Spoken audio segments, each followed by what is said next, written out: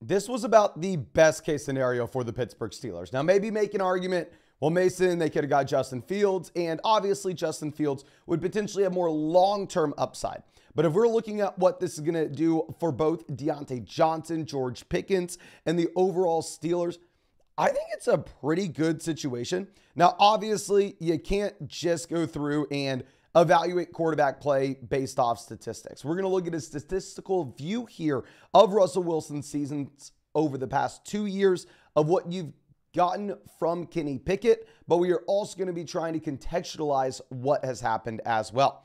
Now, a big thing that we want to point out is Russell Wilson still would have been very bad for the Denver Broncos this season. Russell Wilson is still going to be very bad for the Denver Broncos this upcoming season. The reason is Denver is paying the man a crap ton of money. Russ is still hurting Denver, but Pittsburgh, on the other hand, gets Russ on a team-friendly deal. I mean, last time Russ was on a team-friendly deal was when the Seahawks were actually able to structure a defense around him, when he was able to go to the Super Bowl. I'm not saying he's going to go to the Super Bowl. Obviously, we cannot try to say that. But nonetheless, they can put weapons around him, and they will have some flexibility to move through the offseason. And if you look at what Russ has done over the past few years, yes, in 2022, it was horrendous. Nobody's going to deny that. 6.9 adjusted yards per pass attempt in 2022, which was the worst mark by a wide margin of his entire NFL career. I mean, you saw it on film if you watched the games, how bad he was. You saw it if you just look at a quick view of his statistics.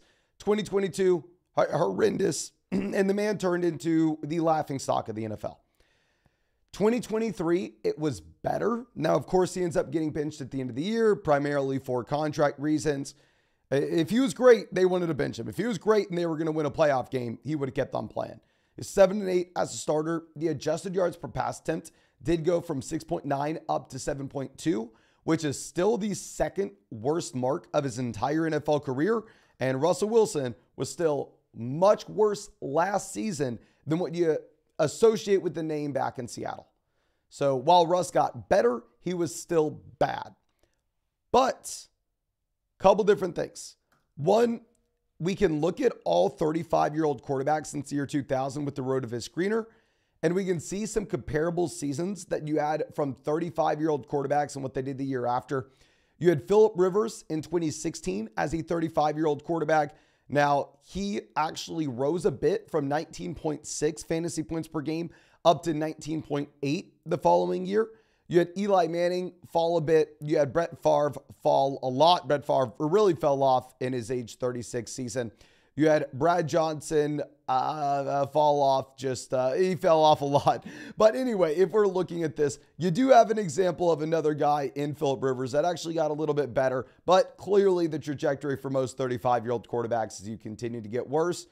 With all that being said, though, even though Russell Wilson is worse than he has ever been, he is still better than Kenny Pickett. If you look at how bad Kenny Pickett's been over the past few years, Kenny Pickett in 2022 as a rookie, which you want to write it off, right? You want to say, oh, okay, yeah, I mean, don't blame the guy. It's his first year in the NFL. 5.5 adjusted yards per pass attempt. The only quarterbacks that were even close to this, Matt Ryan, no longer in the NFL. This was his last season in the NFL for a reason. Kyler Murray, Baker Mayfield. Baker Mayfield, who played on two teams this season. Baker Mayfield, who was screwed from the jump. Kyler Murray, who got injured. Davis Mills, who's no longer starting quarterback for a reason. Carson Wentz, who is no longer in the NFL for a pretty good reason. And we go over to 2023. This is the year. Kenny Pickett, you got to show something, my guy. I mean, you have a great team around you in Pittsburgh. And what does Kenny Pickett do? 6.2 adjusted yards per pass attempt. 25 years old, very bad. Bryce Young was at 5, obviously horrendous. Bryce Young himself a rookie, and Bryce Young himself probably a bust. We can't say it for sure, but trending in that direction. Mac Jones, 5.2, no longer in the NFL. I mean, and no longer on the New England Patriots, let's say that.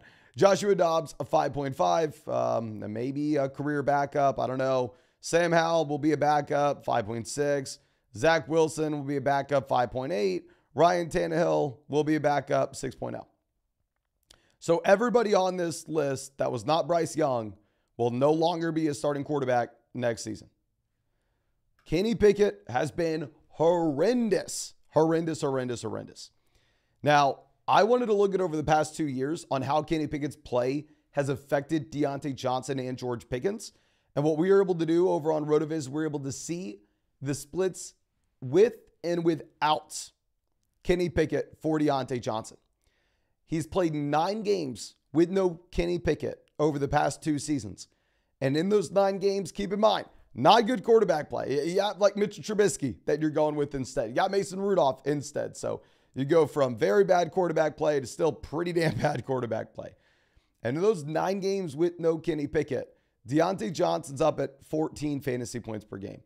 Diontae Johnson with the same amount of target volume with Kenny Pickett at 7.8, without Kenny Pickett at 7.78, the same exact number pretty much.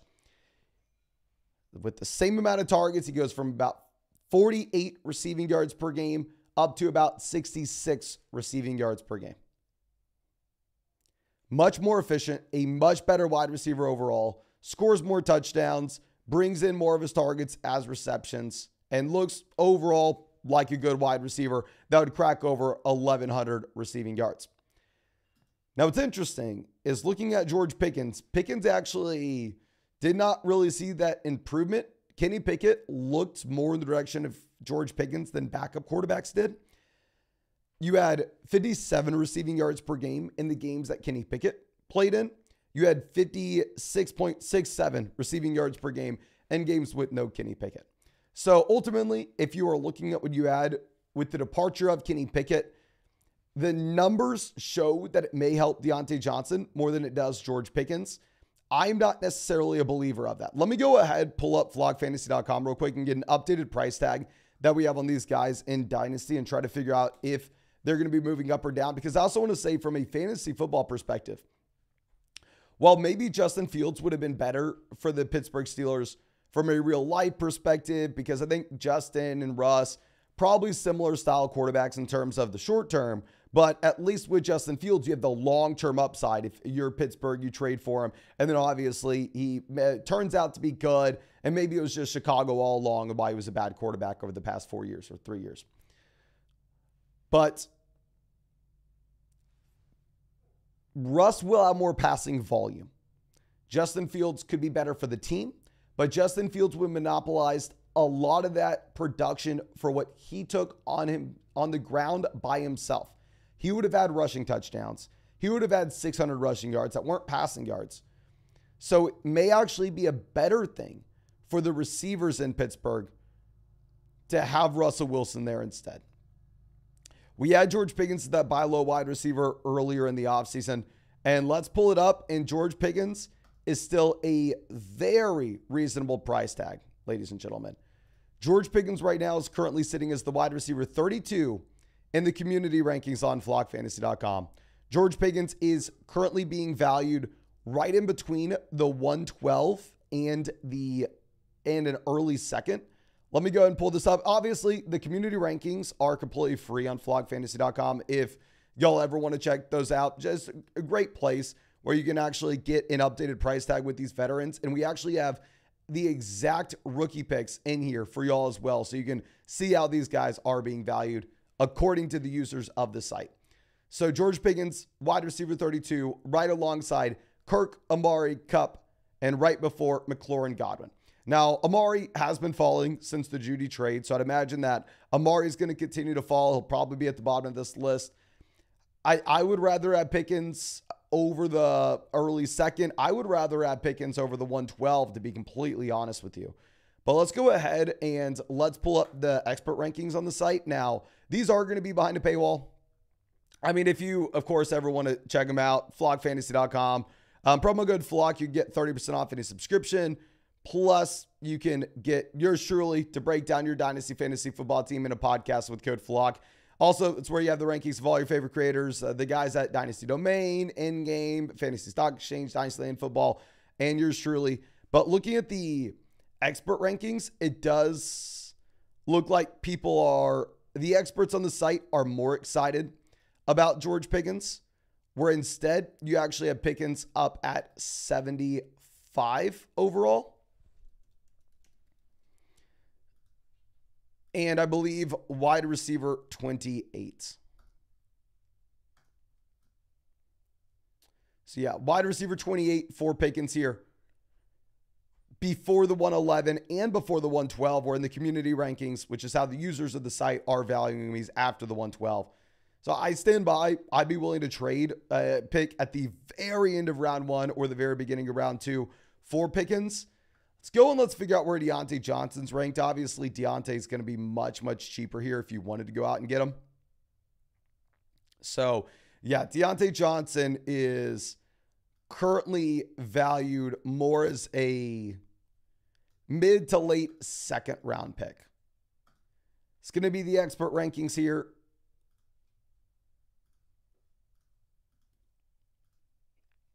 And Diontae is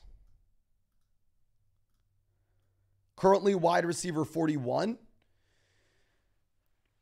I would be completely fine buying this price tag, but one thing that I may do is I may wait until the start of the season, or at least closer to the start of the year. Make sure we get past free agency.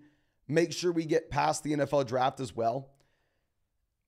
Because you have to think, if they would have gone after like Justin Fields, they would have had to pay a third round pick minimum, possibly a second rounder. But now instead, since they get Russ on the team friendly contract, there's the outside chance that they're able to go through and instead they have that extra firepower, both with their cap space as well as what they have in the NFL draft, to potentially bring in another wide receiver. If they bring in another wide receiver, obviously that's going to take a hit to Diontae Johnson's value. Diontae Johnson's at the end of the road in terms of his contract. So I do think that there is that outside chance that they decide to bring in someone else. So I'm going to wait. If Pittsburgh doesn't bring in another wide receiver, I think trading your late second rounder for Diontae Johnson, especially if you're playing in a dynasty league where it's like a 12-team start 11 format where you can go pretty deep with wide receivers, I think that would make a considerable amount of sense. But I think that's all I got for y'all. I appreciate you hanging out with us, of course. Ladies and gentlemen, I hope that you have a great day. And if you have not done so already, hit that like button, subscribe to the channel. And yeah, really appreciate you. I will go live if we have any more news today, which I'm assuming we will.